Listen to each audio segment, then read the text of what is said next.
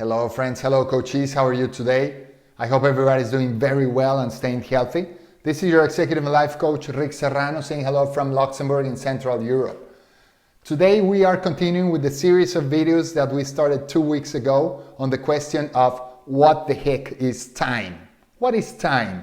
We started 2 weeks ago. Last week we reviewed time in Aristotle, and today we have time in Saint Agustine.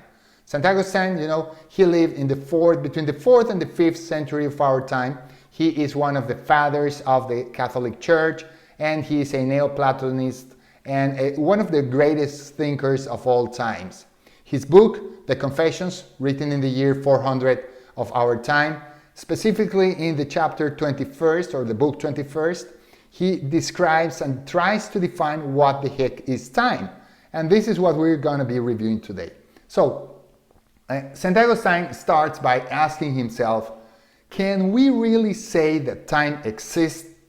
Can we really think of the existence of time? And he says, I struggle with that indeed. I struggle a little bit because, time as usually defined present, past, future, the classical three. He says, future is not here. So it really does not is yet, right? And then past has already passed, so it is not here anymore. So maybe we can talk about the present tense, and yet the present tense has the difficulty that it is passing quickly, super quickly going into the past. So he says, when it comes to defining time, I really struggle.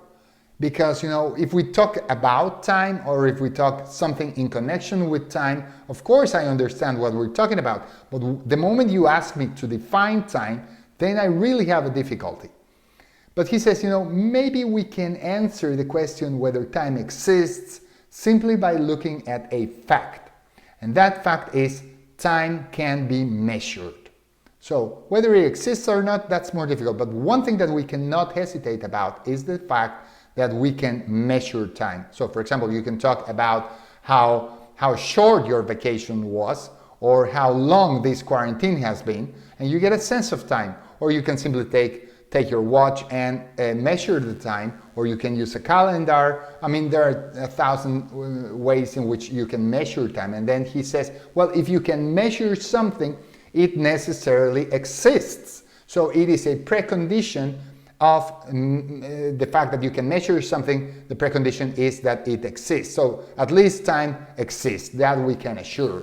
Now he says, if we can measure time, therefore we can talk about a short time, an average time, or a long time. Now he says, but what really matters to me is present, the present tense, the present time. And he says, you know what? This present is something that I cannot grasp. No? He talks about these fugitive particles. It's formed by these fugitive particles that will very quickly fall into the past. So he says, it's difficult to grasp this thing of the present. But one thing that I do know, one thing that I do recognize is that I can have memory of what happened and that I can have expectations of what's next to come.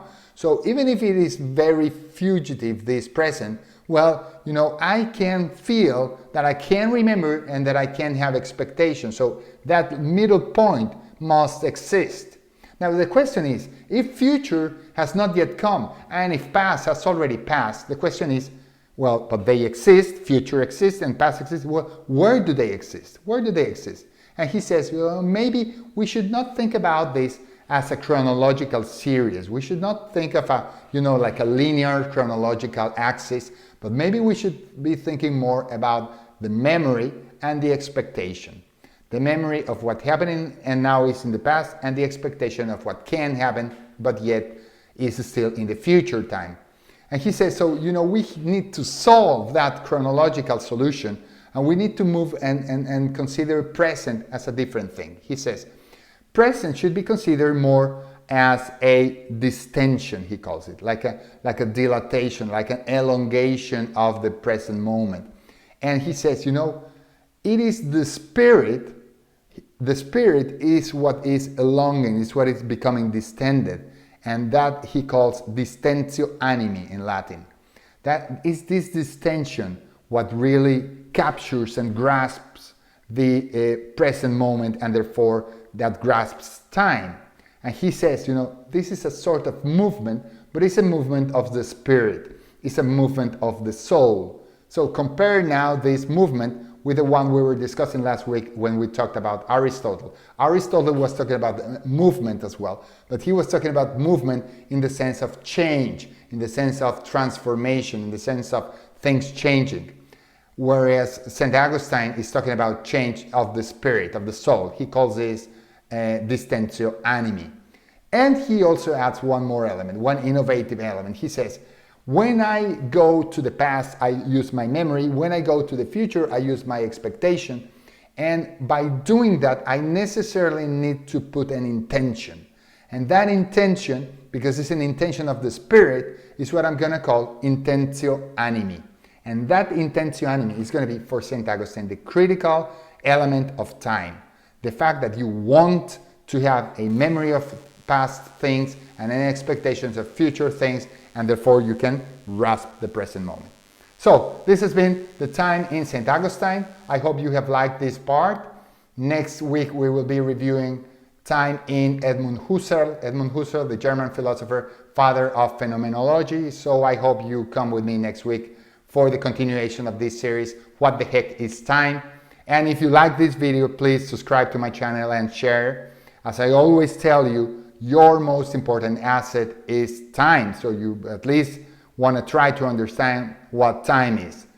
Rick Serrano, your executive life coach, saying hello from Luxembourg. Take care. I'll see you next week. Bye-bye.